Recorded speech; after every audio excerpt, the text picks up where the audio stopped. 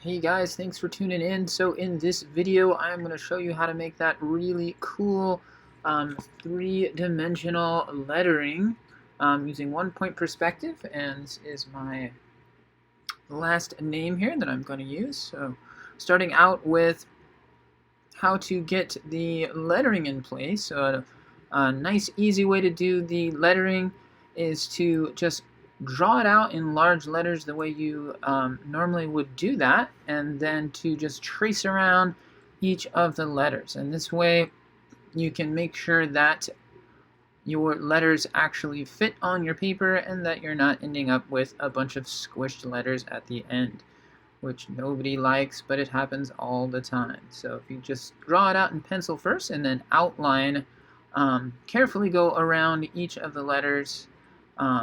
And as you can see, I'm using a lot of overlap, and that is a good thing. It adds that three-dimensional quality to the letters, that they are, in fact, overlapping each other.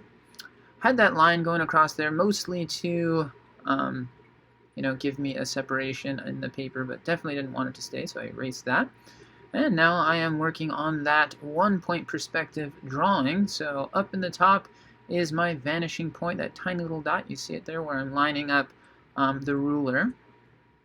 And that ruler is going to touch all of the inside and outside corners of all of my shapes. Now, this does get a little tricky because some of the corners and edges are hiding by other shapes.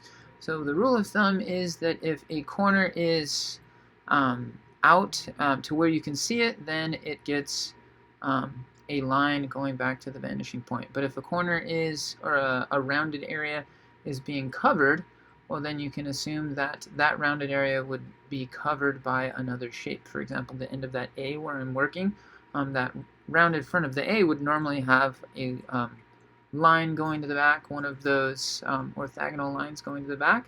But because you can't see it, you wouldn't draw it, but it would still be there if this were a real object. And so here I'm going into that inside corner as well, so it's all the inside and outside corners. You want to look for all the small details that you can find, and so it's easy to miss things. Here on the N, this N letter on the end, it doesn't have a point, but it does have that rounded end, and so you're just going to go to the very edge of the rounded part of the N. There's another inside corner that I missed, so you want to make sure to get all the little details that you can. Now I'm looking for things on the bottom. Now the angle of that M points exactly to my vanishing point, so that's one of those weird little things. It's not going to get much of a line showing there. And then it comes down to the details, so you want to look for any little detail you can.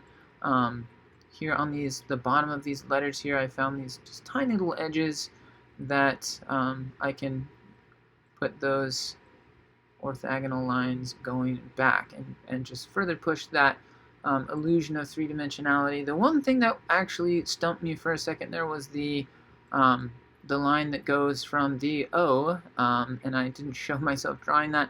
It is a line that goes like right in between the O and the M there. I wasn't sure how that would go, but I think I got it right. Alright, and now the shading here, one important thing I wanted to point out is using the ruler as a shield. That was a huge time saver, so I would just shade in a little bit, and then I would just rub the graphite with my finger and give it that nice smudge technique using the ruler as a shield. I pretty much went every other rung there just to make sure it created that illusion of sort of a black-white undulating pattern. And then up into the sky, I decided to do a little space pattern and do some shading around the shapes. I wish I would have gone a little darker with space, but that would take some time to shade that all in super dark using like a 6B pencil. I thought it turned out satisfactory, being a little lighter here. Thought it was okay, but I liked the effect of having the space.